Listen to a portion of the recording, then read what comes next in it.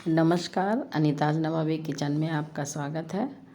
आज मैं देखिए मूंग की दाल से बनने वाली बहुत ही हेल्दी और टेस्टी रेसिपी आपके सामने लेके आई हूँ। इसमें बहुत ज़्यादा झंझट नहीं है, आप एक बार बना लेंगे तो आपको बहुत ही आसान लगेगा। तो ये मैंने मूंग की दाल रात भर भिगो के पीस लिया है और अब इसमें हम चावल का आटा डालेंगे। तो चावल का आटा हम बहुत ज़्यादा नहीं डालेंगे। अगर आपकी 1 कप मूंग दाल है तो कम से कम करीब चौथाई कप जो है आप चावल का आटा डाल दीजिएगा। इससे थोड़ा सा क्रिस्पनेस आ जाती है। और अब हम अप्पे पैन लेंगे और अप्पे पैन में हम थोड़ा थोड़ा जो है उसमें ऑयल डाल देंगे। और ये मूंग की दाल और चावल का आटा मैंने अच्छे से फेंट लिया है।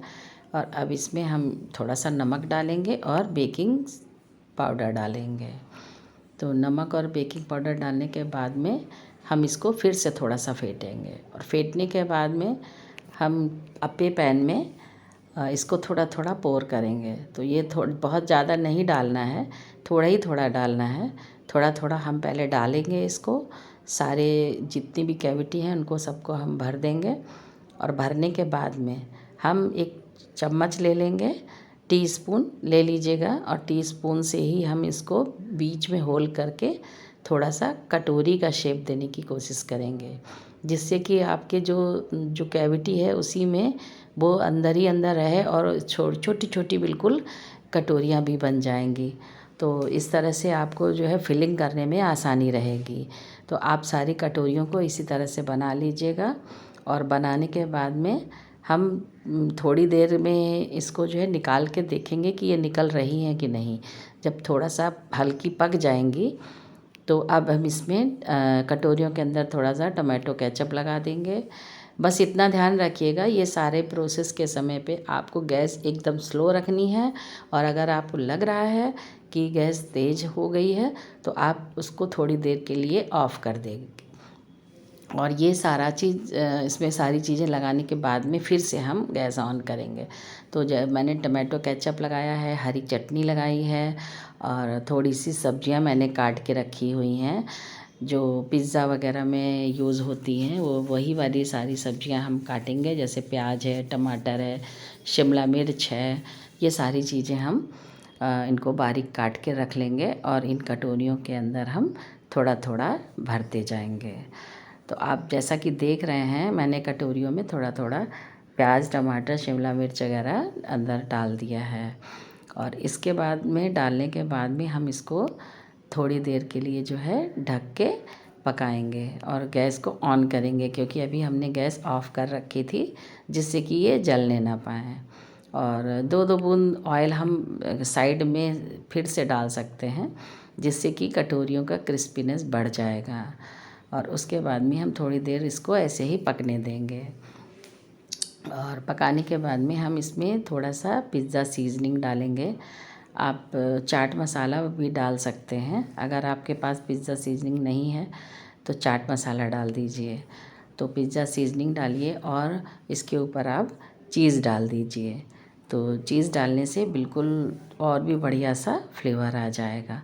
और अब हमने देखा है निकाल के तो ये कटोरियाँ हमारी आसानी से निकल रही हैं।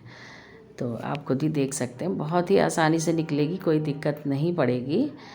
आप ये 2 चम्मच ले लीजिएगा, 2 चम्मच के सहारे आप इन कटोरियों को निकाल लीजिएगा। और ये नीचे से भी देखिए पक चुकी हैं।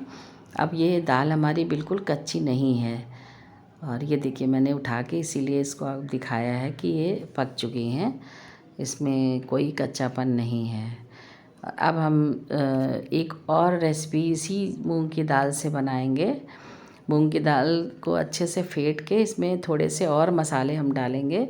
इसमें हमने लाल मिर्ची डाली है, हींग डाली है और बाकी आपको जो भी मसाले डालने हैं आप डाल सकते हैं, बेसिक मसाले। तो ये जीरा पाउडर है, भुना जीरा पाउडर मैंने थोड़ा सा डाल दिया है। इसी तरह से आप सारी चीज़ें डालिएगा और अच्छे से मिक्स कर लीजिएगा। मिक्स करने के बाद में हमने देखिए एक बहुत ही कुटा हुआ मसाला है, सौंफ है। ये हम अक्सर सौंफ को कूट के थोड़ा सा रख लेते हैं, जिससे कि आप पकौड़ियों में या बहुत सी सब्जियों में, जैसे सूखी आलू की सब्ज़ी है, इनमें सब में डाल देते हैं तो इससे बहुत अच्छा फ्लेवर आ जाता है। और हमने एक पैन में तेल ले लिया है। आप चाहे डीप फ्राई करिए या सैलो फ्राई, दोनों तरह से है। और ये मैंने पालक के पत्ते लिए हैं। तो आपने सुना ही होगा पालक पत्ता चाट बनती है, वो बेसन में बनती है, लेकिन इसको मैंने मूंग की दाल से बनाया है। और ये पालक के पत्ते जो हैं ये मेरे अपने ही गार्डन के हैं, जो मैंने टेरेस गार्डन बना रखा है उसी से ये पत्ते लाए हैं। तो ये देखिए कितने अच्छे पत्ते हैं ये। और ये पत्ते मैंने इसमें डिप करके मूंग की दाल में और पैन में डाल दिए हैं। और इसको लगातार चलाते हुए उलट पुलट के हम गोल्डन ब्राउन होने तक सेक लेंगे। और इसी तरह से आप सेकने के बाद में आप चाहें तो इनको चाय के साथ ऐसे भी खा सकते हैं, ऐसे भी ये बहुत अच्छे लगते हैं। और चाहे आप चाट बना के भी खा सकते हैं।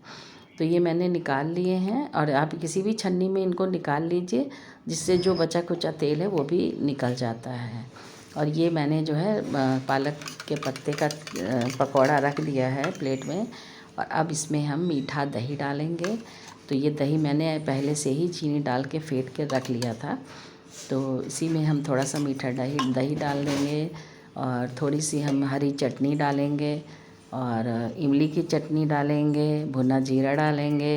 ये सारे मसाले हम इसमें डाल देंगे जैसे आप चाट बनाते हैं, और जो जो आप पसंद करते हैं वो चीज़ें आप डाल सकते हैं। तो आप अगर प्याज खाते हैं तो आप थोड़ा सा प्याज भी डाल दीजिए, और अगर नहीं खाते हैं तो स्किप कर दीजिए। और उसके बाद में हम बाकी चीज़ें डालने के बाद में थोड़ा सा बारीक सेव या भुजिया से गार्निश कर देंगे। और ये थोड़ा सा मैंने देखिए काला नमक डाला है। इसी तरह से आप अपने हिसाब से आप इसकी चाट बना के खा सकते हैं। इसकी चाट भी बहुत ही टेस्टी लगती है। तो अक्सर आप सुनते होंगे कि दिल्ली वगैरह में पालक पत्ता चाट बहुत फेमस है। तो आप इसको घर में बनाइए और हेल्दी वे में बनाइए। आप कोई भी चीज़ अगर आप घर में बनाते हैं तो वो हेल्दी तो रहेगी। आप जैसे चाहें वैसे आप उसमें तेल यूज़ कर सकते हैं, और जैसी चाहे आप वैसे मटेरियल यूज़ कर सकते हैं। तो मैंने बेसन के बजाय आप इसको मूंग की दाल से बनाया है। तो ये और भी हेल्दी हो जाता है, क्योंकि मूंग की दाल तो हमारी हेल्थ के लिए बहुत अच्छी है और बहुत लाइट होती है। तो जिसको पेट वगैरह की प्रॉब्लम है वो भी ये बड़े आराम से खा सकते हैं। और अगर आप ऑयल में तल के नहीं खाना चाहते हैं तो आप इसको एयर फ्रायर में भी बना सकते हैं और अवन में भी बना सकते हैं। दोनों तरह से ये चाट बन जाएगी। तो आप इस तरह से पालक पत्ते की पकौड़े बना के रख लीजिए और उसके बाद आप इसकी चाट बना के खाइए। और अगर कोई मेहमान आने वाला है और आपके पास कुछ नहीं है देने के लिए, तो भी आप फटाफट इसको बना के मेहमान को दे सकते हैं। और इस तरह से आप बनाइएगा तो आप मुझे ज़रूर कमेंट करके बताइएगा कि ये कैसी लगी। और एक बार आप मेरे चैनल को फॉलो ज़रूर करें। धन्यवाद।